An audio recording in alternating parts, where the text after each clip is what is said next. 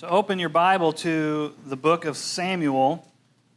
If you are new with us, we're going through a series called 43 for 52. Over a 52-week period, we are covering 43 different characters in the Old Testament in order to bring us up to the genealogy of Jesus in Matthew 1, to show that those aren't just a list of random names, and they're not a boring list of people we've never heard of, but they actually are a thread that God is weaving throughout the entire history of the people of Israel, leading to the Messiah. And we have spent the last several weeks going through the book of Judges, and then last week we talked about Ruth and Boaz, and tonight we get to start what is my personal favorite book in the entire Bible. The 1st and 2nd Samuel, in the most ancient form in the Hebrew Bible, they aren't broken into two different books. There's not a 1 Samuel and 2 Samuel. They're just the books of Samuel. It's one book, just like 1 Kings and 2 Kings, 1st and 2nd Chronicles, same concept. But we, in the Bibles that we read from, break it apart just because they're rather lengthy and it just makes sense to do it that way. But I've probably read through the books of Samuel more times than I have read through any other book in the entire Bible, because I just love the story line behind it. It is so good. There is so much to it. Peter Jackson could make an absolutely blockbuster of a franchise, making movies out of the books of Samuel. And Peter, if you're watching, that's almost free. I'll only ask for 0.5% royalties on that. That's all I'm asking for. It's a very modest request. But please make an entire franchise on the book of Samuel. That would be incredible. But there is so much happening in this book, and there are three main characters that we look at in this book. Samuel, who the book is named after, many believe he wrote at least part of this. He didn't clearly write the entire thing because, spoiler alert, Samuel dies in 1 Samuel chapter 25. He didn't write everything after that, although he does make another appearance. That's weird, and we'll get to that later.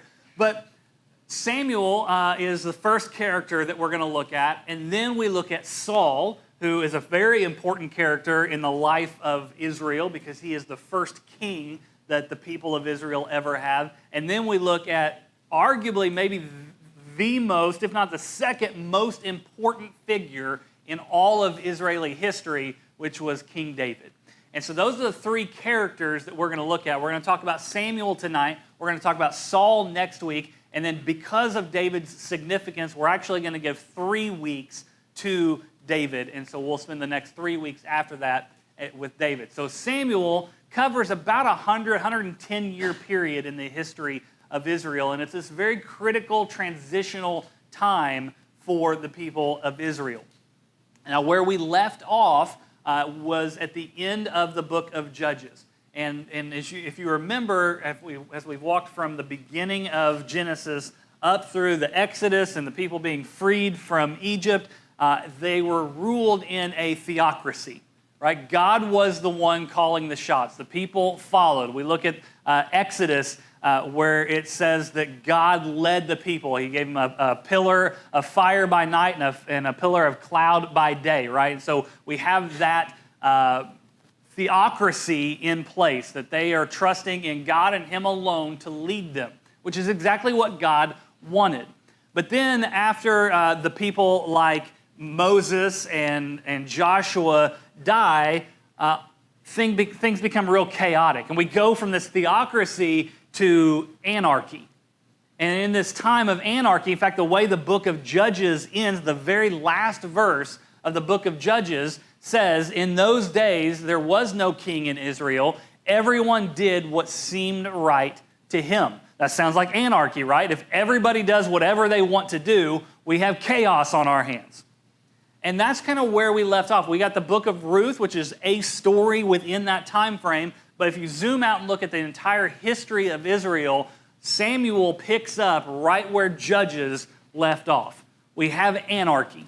And I'm going to begin our journey into Samuel by looking at a single verse in chapter 3, which says, in those days, same language, the word of the Lord was rare, and prophetic visions were not widespread.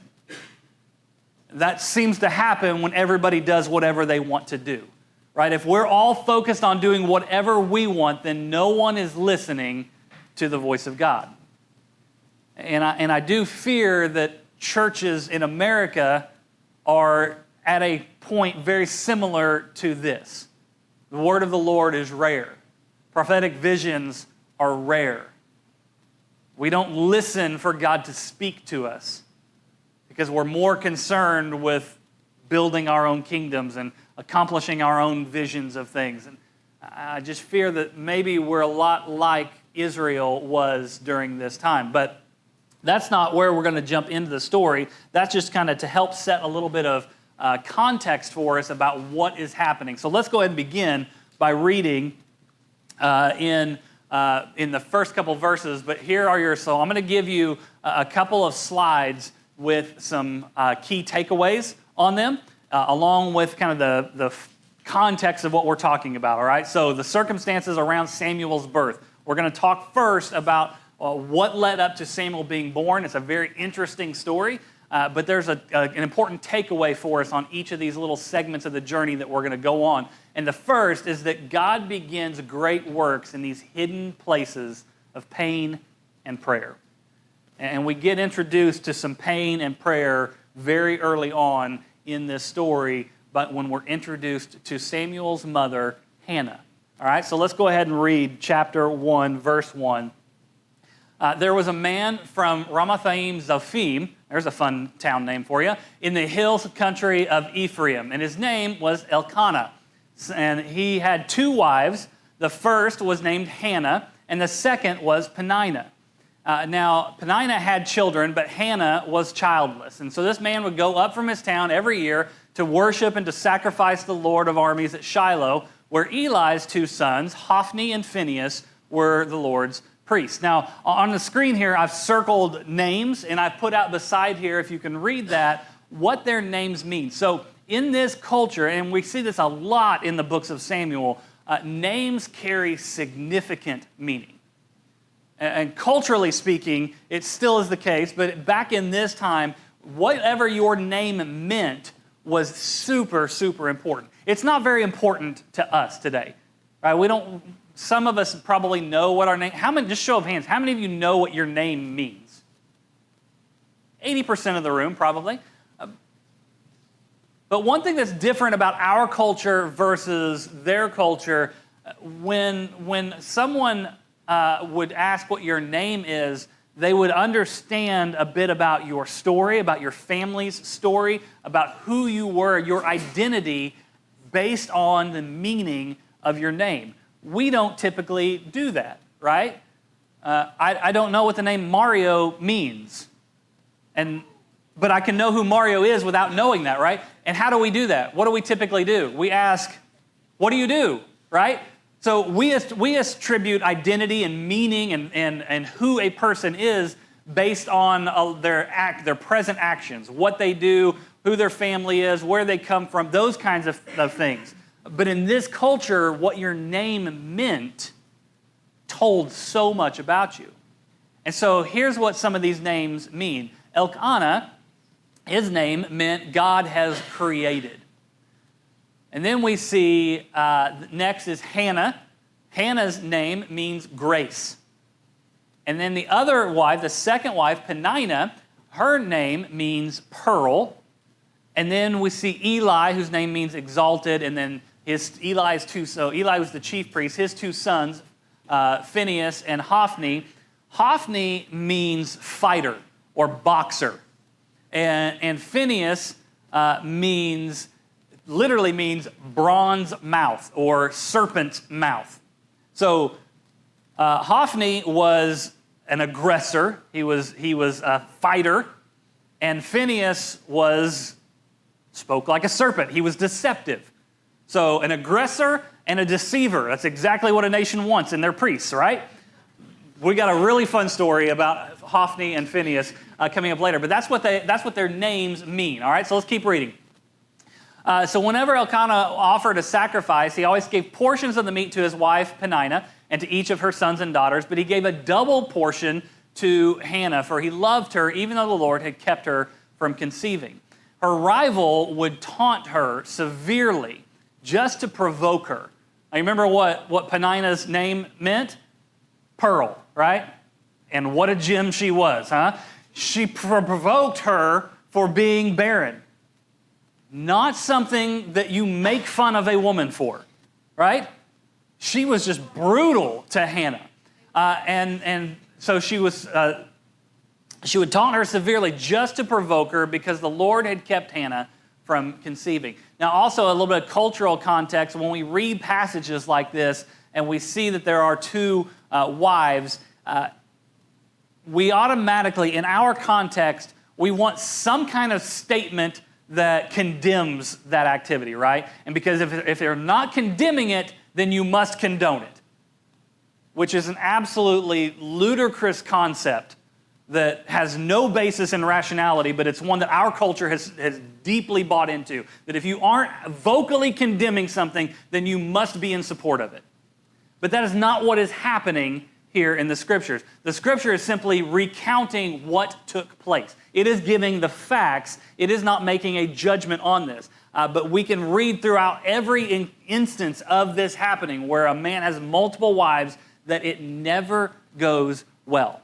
And God has decreed a man has one wife, right? That is the institution of marriage. But in the instances like this, when we see multiple wives happening, we want some explanation for it because it seems weird to us. Like, were they a bunch of Mormons or what? Like, what's happening here? Why is polygamy a thing in the Bible?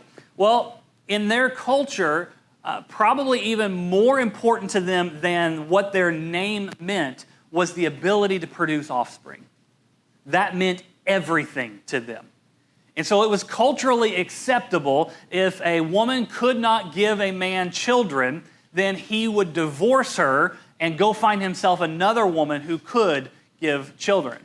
Or he would simply take on a second wife to give him children. We saw this with Abraham and Sarah, right? You remember that from a few months ago. Sarah couldn't have kids, and so she went to Abraham and said, "Here, take my employee and have kids with her." That also did not go well.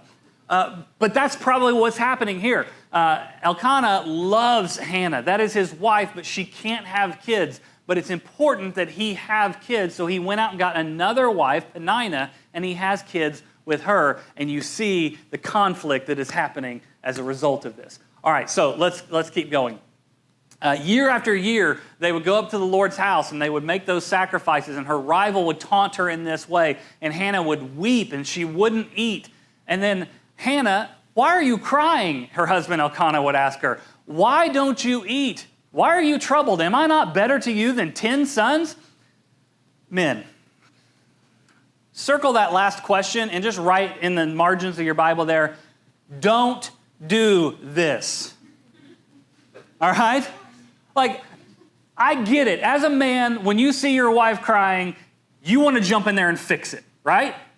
Right, Whitney? That's what we want to do. We just want to fix it. We want to figure out what the problem is. Let's solve it. Let's address it, and let's move on. I don't want to see you crying anymore. What do we need to do?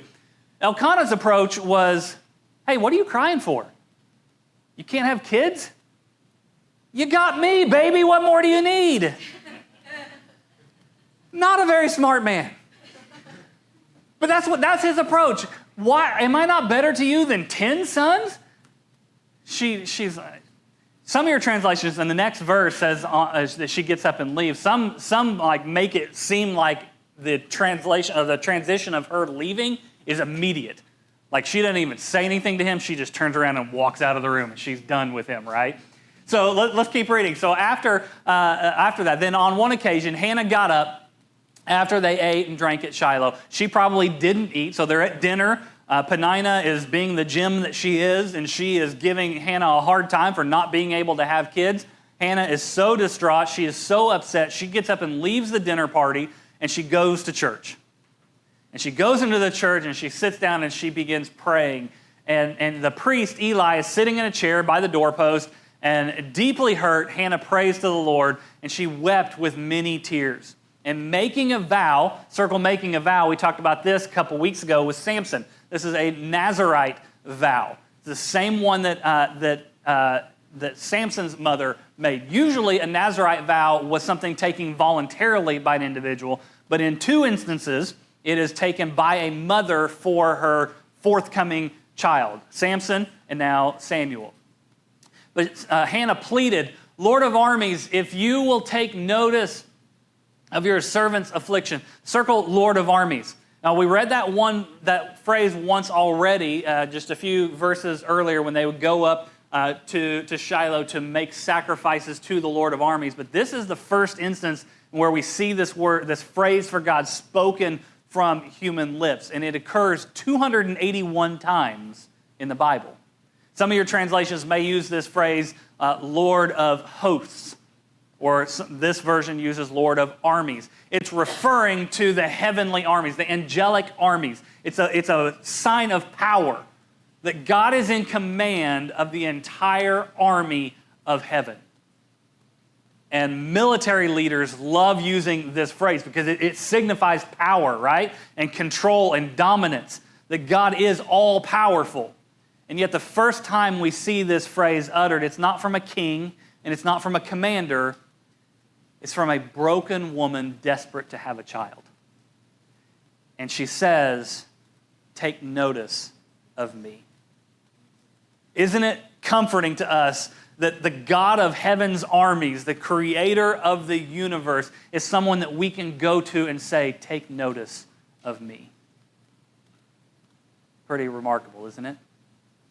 Remember and forget me not, and give your servant a son, and I will give him to the Lord all the days of his life, and his hair will never be cut. All right, let's keep going. Eli responded, so there's a little exchange between them after this. I'm going to come back to that in a minute. But Eli responded, go in peace. May the God of Israel grant the request that you have made. And it says, Hannah then went on her way, and she ate, and she no longer looked despondent. So Hannah has now been given the request of her heart, and she is no longer bitter and broken. She is happy. She's excited. She can eat again. And so things are going to start looking up, all right? So look what happens next. The next morning, Elkanah and Hannah got up early to worship before the Lord, and they returned home to Ramah. And then he was intimate with his wife, and the Lord remembered her. And underline this phrase, after some time. Some of your translations may say, in due course. And I want you to remember that faith requires patience. It requires waiting. Our instant gratification culture, when God says he's going to give us something, we want it right then, right? We want that drive-through mentality, the Amazon same-day delivery concept. I want this now. But God didn't give her a child right then. It happened in due course. She got this promise from God, something that she desperately wanted, something she wanted more than anything else, more than life itself. She wanted to have a kid. And God told her through the priest Eli, your wish will be granted. And what does Hannah do? She goes back to life as normal. And she carries on doing her daily tasks. And that's what we ought to be doing as well. When God tells us he's going to give us something, we continue with business as usual, doing the next thing, waiting for his timing. But then Hannah conceived, and she gives birth to a son, and she named him Shmuel, which in English is Samuel. And that name means God hears. She said, I'm naming him this because I have requested him from the Lord, and God heard me, and he has given me that request. All right, let's keep going. When Elkanah and his household went up to make their annual sacrifice and his vow offering to the Lord, Hannah didn't go with him. So this is after she's had the baby. Hannah didn't go with him, and she explained to her husband, after the child is weaned, I'll take him to appear in the Lord's presence and to stay there permanently. Circle permanently. This is Hannah fulfilling the vow that she has made. She told God, if you will give me a son, I will give him to you, and he will serve you all the days of his life. And now Hannah is here saying, I'm going to take him to live at the temple permanently, but not until he has been weaned. So how old would this have been? Scholars disagree on the exact age. We don't know for sure. Many believe it was probably around 2 to 3 years old when she would then give Samuel up. Some scholars have suggested that he was as old as 12. Let that sink in for a minute. How many of you all know 12-year-olds who are still nursing? That goes beyond weird, right? Well, in their defense, in these scholars' defense, they are taking this idea as not just being weaned from nursing, but at the age at which they no longer need mom the way that they once did. And in Hebrew culture, you would have a bar mitzvah at age 13, and at 13 you would become a Jewish man, changing from a boy to a man. And so around that age is what some of these scholars are suggesting is what happened here. But I'm in the camp with the majority of scholars who say he was probably in that 2 to 3 year old range. And so Hannah is going to keep him home. She's going to get him to that age, and then she is going to bring him to the temple. Look what happens next. Her husband Elkanah replied, "You do what you think is best." He finally learned, didn't he? You do you, girl. Whatever you say, that's what we're going with. I'm not gonna jump in that one anymore. She says, he says, "Do what you think is best." And then she eventually takes him there. She brings a sacrifice, and she says, "I have prayed for this boy, and since the Lord gave me what I asked for, I now give this boy to the Lord. For as long as he lives, he is given to the Lord." Now that is a baby dedication, right? Like our baby dedications involve us coming up on stage, presenting a child, praying for them, and then you take the kid home. Right? This is an instance where you bring the kid up and you leave the kid with the pastor. Please don't do that. Let's keep going. We have that context now of Samuel, right? This was the story of Samuel's birth. But there's other things happening here that I want you to see. Take a look at this. Go back one to spiritual condition of the day. Corruption thrives when leaders become passive or self-serving. And that is exactly where Israel found themselves. The leaders became passive and self-serving. I began tonight by referencing chapter 3, which said that the word of the Lord was rare in those days. Now I'm going to go back to that exchange between Hannah and Eli. So Hannah leaves the dinner party. She goes to the church and she's praying. Look at what happens. She continued praying in the Lord's presence, and Eli watched her. And Hannah was praying silently, and her lips were moving, though her voice couldn't be heard. Eli thought she was drunk. I don't know about you guys, but if you walk into a church and you see someone sitting there, and maybe they've got their Bible in their lap, and you see their lips moving, but you don't hear anything, they're not talking to anyone else, you would just kind of assume that they're praying, right? Or maybe they're kind of reading, their mouth's moving as they're reading, but no words are coming out. Like, they're doing something spiritual, Not Eli. Eli's thought is, when is this drunk woman going to get out of my church? And that tells us something.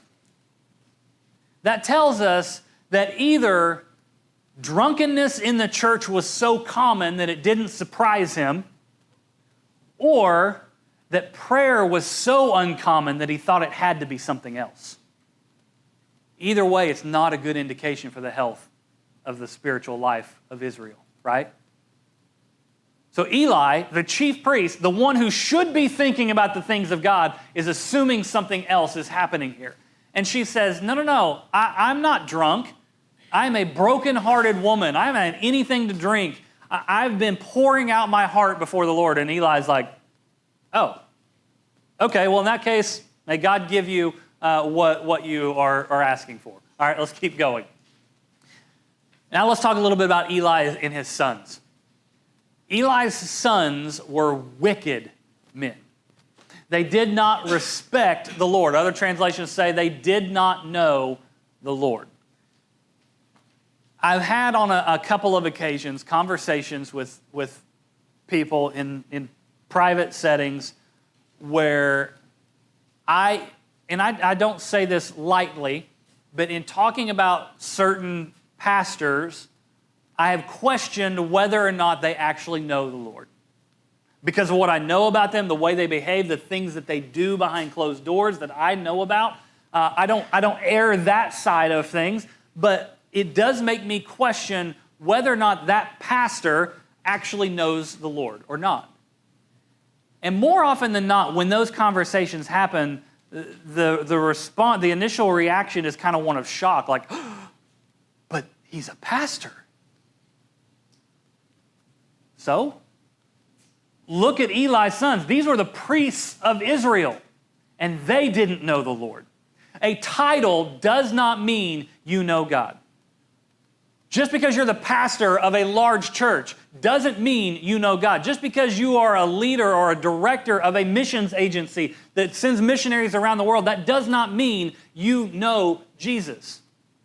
Your title and your position have nothing to do with whether or not you know the Lord. And this is exactly what we see happening right here. The priests did not respect the Lord. Keep going. Even before the fat of these sacrifices that the people would bring as their offerings was burned, the priests would come and they would say to the one who is sacrificing, give the priest some meat to roast, because he won't accept boiled meat from you. Circle that, accept boiled meat. I don't know about you, boiled meat is not the way I like my meat cooked. All right? I mean, a good pot roast and a stew or something like that every once in a while, that's good, but leave the marble in the meat and throw it on the grill, right? And that's exactly the point. That was, according to Levitical law, the best part of the meat was to be sacrificed to God. You were supposed to give the best of what you had to the Lord, and then the priests were allowed to take some of what was left over.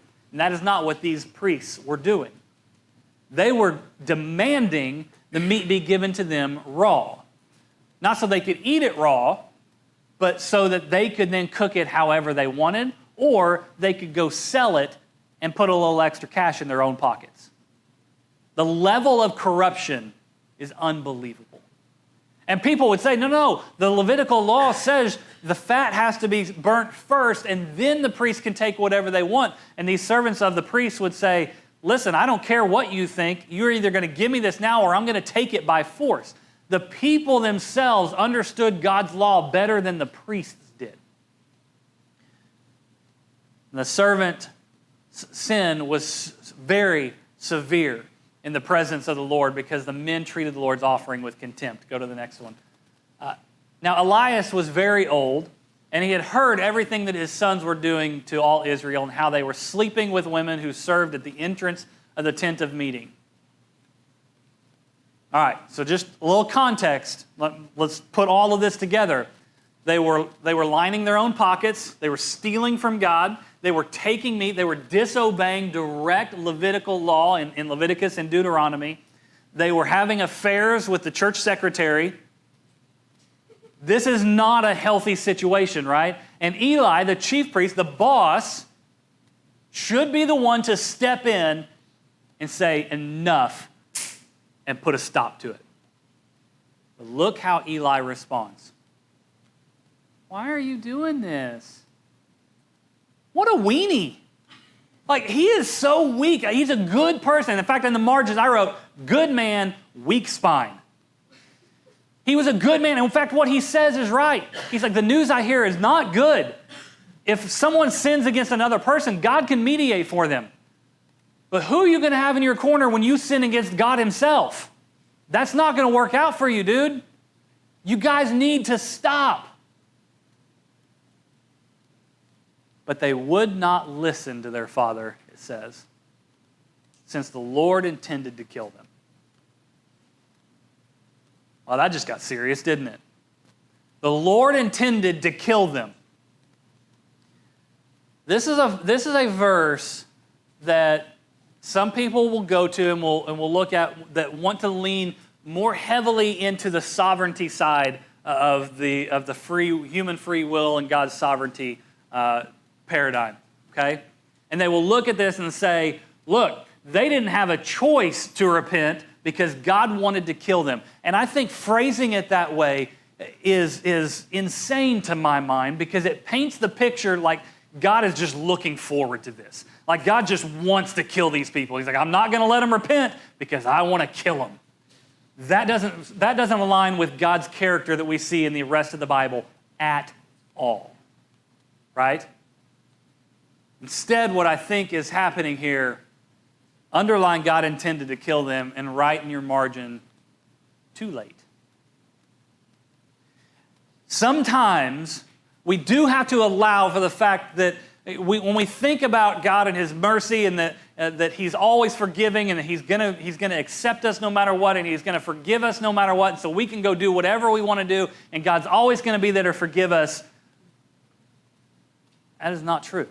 That is not what the Bible teaches us. There are instances, such as this one, where God says, enough is enough, and it's too late. You guys ever remember as a kid doing something that you shouldn't do, and you've been told and told and told and told and told to stop doing it, and you're in the middle of doing whatever that is, and you look up and you see Dad coming at you with a switch? What do? I'm so sorry, I won't do it again, I'm sorry. No, it's too late. Things have been set in motion, and disciplinary action is about to happen. Doesn't matter how many times you say, I'm sorry at this point, the discipline is going to happen. That's what we see going on here. They have robbed from God, they have defiled God's house, they have stolen from Him, they have deceived people, they have abused people in the church in a religious setting for far too long, and God says, enough. It's not going to continue, and they're not going to get away with this. So the Lord intended to kill them. But while all this is happening, Samuel grew. And here's your takeaway from this. We're going to get into a bit of Samuel now. Those who listen for and respond to God's voice, they rise, even when other leadership fails. Look at what happens here. Chapter 2, we get a multitude of times where it says Samuel grew.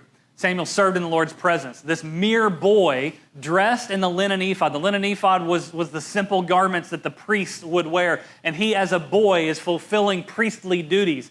He's kind of like an intern at a church, but he's elevated beyond that. He is serving under Eli, but he is doing the work of a priest. Meanwhile, the boy Samuel grew in the presence of the Lord. By contrast to Hophni and Phinehas, the boy Samuel grew in stature and in favor with the Lord and with people. Samuel grew, and the Lord was with him, and he fulfilled everything that Samuel prophesied. So Samuel is growing up. He is becoming more mature, and he is learning the things of the Lord. The people really like him. He is serving God faithfully, and God is rewarding that faithfulness. Now let's take a closer look at his story. The boy Samuel served the Lord in Eli's presence. Here's that verse we looked at to begin with. In those days, the word of the Lord was rare, and prophetic visions were not widespread. And one day, Eli, whose eyesight was failing him, was lying in his usual place. Interesting phrase, right? Business as usual. All of this stuff has happened. The sons are doing what they're doing. Eli's whining about how his sons aren't behaving well. But Eli just goes on with business as usual.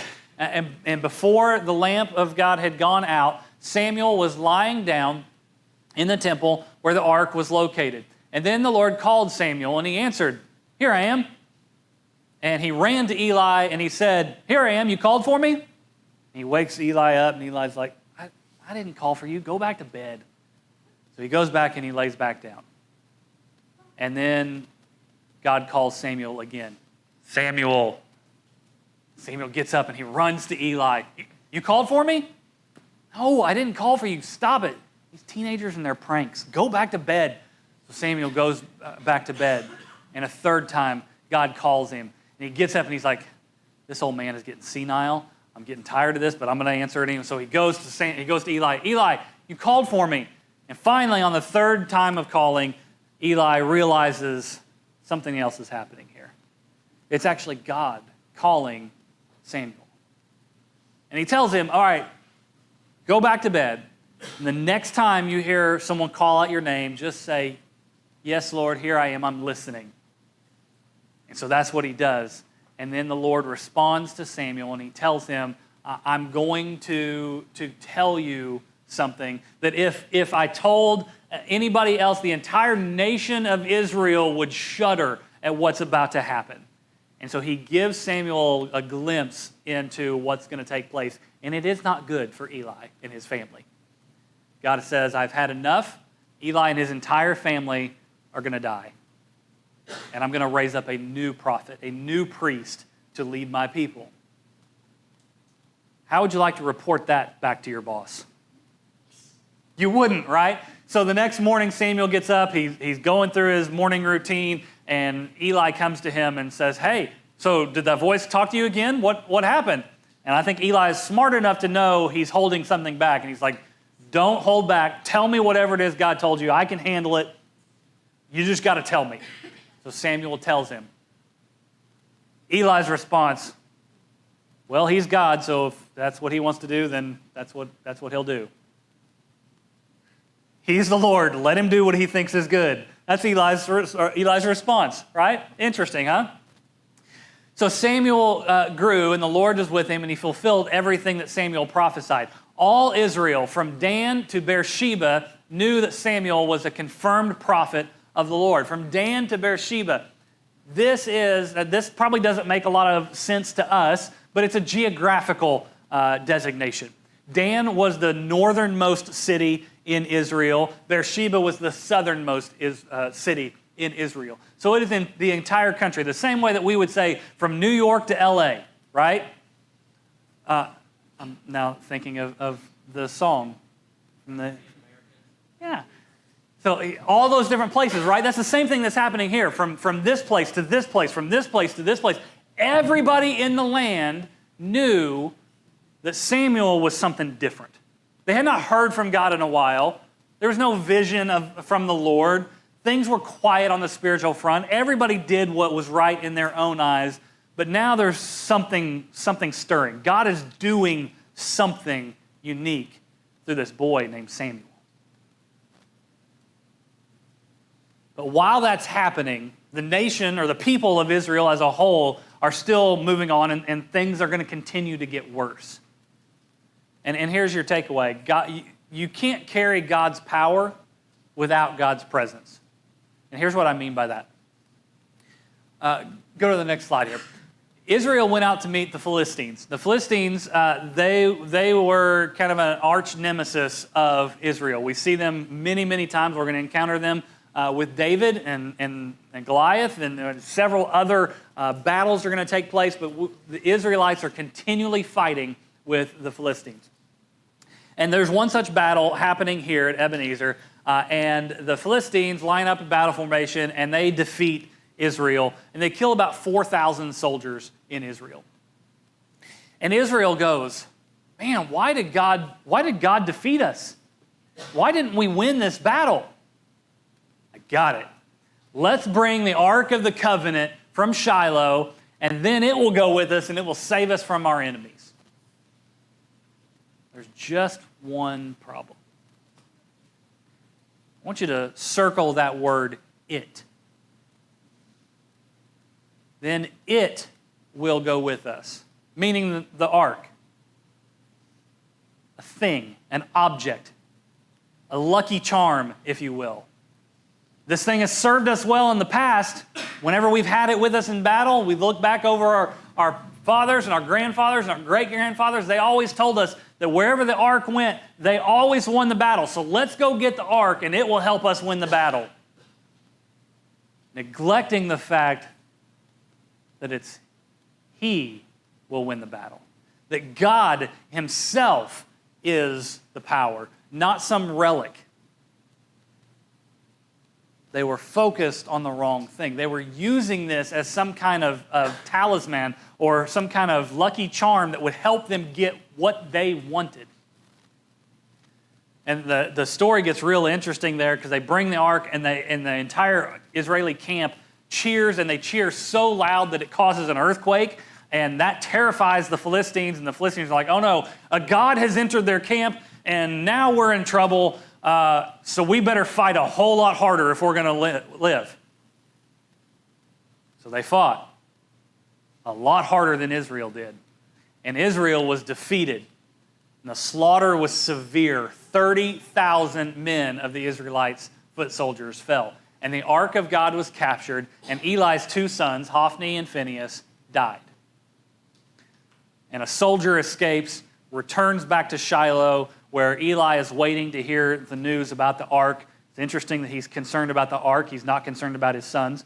But he returns, and Eli is blind at this point, and he's like, tell me what happened. And so the messenger answered, Israel had fled from the Philistines, and also there was a great slaughter among the people. Your 2 sons, Hophni and Phinehas, are both dead, and the ark of God has been captured. And when he mentioned the ark of God, Eli fell backwards off the chair by the city gate, and since he was old and heavy, his neck broke, and he died.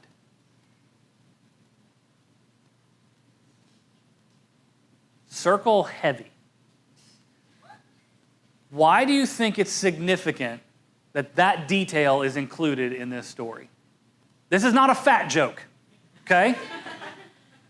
There's a reason why the writer said he was old and heavy.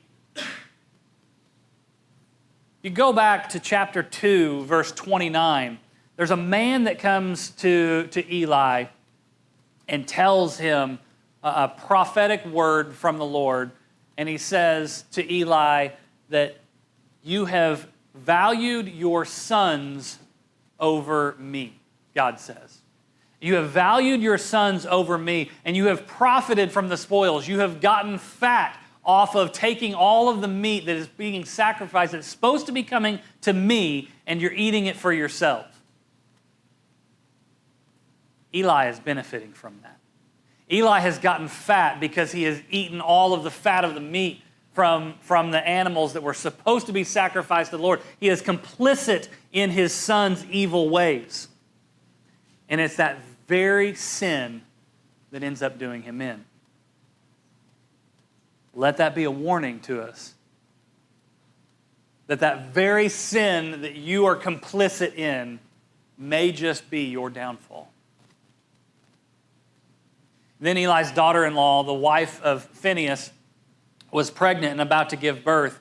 And when she heard the news about the capture of God's ark, the deaths of her father-in-law and her husband, she collapsed and gave birth because the labor pains came on her. And as she was dying, so she dies in childbirth, as she was dying, the woman taking care of her said, don't be afraid, you're going to give birth to a son. Like trying to be cheerful in this really somber moment. And she didn't even respond or pay attention to her. She simply named the boy Ichabod, saying, the glory has departed from Israel. That's where we're going to leave tonight. A very sad and somber ending of things just continually getting worse for Israel. I mean, think about what has happened in these first couple of chapters. 34,000 men of the Israeli army have died. They have lost to enemies twice now. Their most sacred relic has been captured and has been taken by the enemies.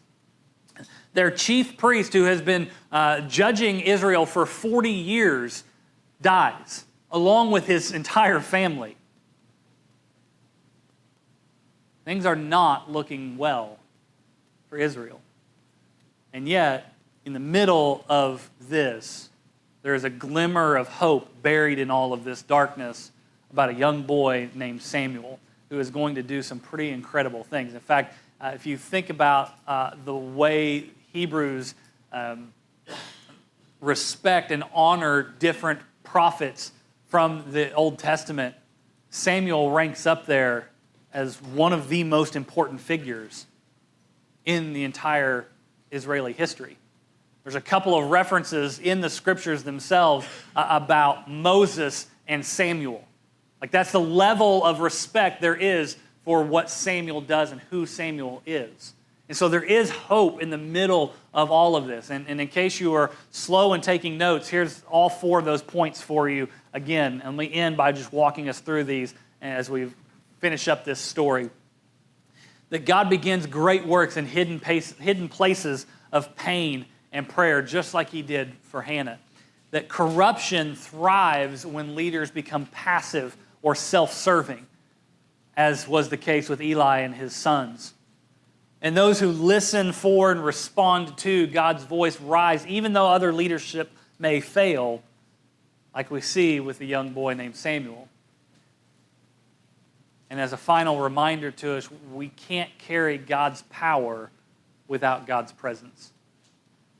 You don't get to claim the power of God in your life and ignore that relationship with Him. You don't get to say, well, I go to church, I do these things, I tithe, I do, I volunteer at the food shelter, I do these different things, but I have no relationship with the source of that power, so I'm just going to use it for my own gain. That's not how it works. So you can't carry God's power without God's presence, as the Israelites learned themselves. God, we love you tonight, and we thank you for your word and for what it teaches us. We're thankful for the story of Samuel and what we're going to see with him in the weeks ahead as he anoints a king, as he leads spiritually an entire group of people, millions of people. He is the source of spiritual wisdom and insight, drawing on your wisdom and powers. You led him in those moments. We're thankful for the stories and for the lessons that we can learn from a great man of God like Samuel. And we're also grateful for the warnings and the cautionary tales that we learn from men like Saul that we'll look at next week. Lord, I pray that as we go about our week, that these 4 points that we have taken away from this story will be present in our minds, that we won't try to abuse power or use any kind of religious tokens or actions or ideas as some kind of lucky charm or something that we can use for our own gain, but we would instead seek your presence. Lord, would we be mindful to listen for your voice as Samuel did? And may you guide us every day this week to be more like Jesus. It's in his name we ask it. Amen. All right, you guys, have an awesome week.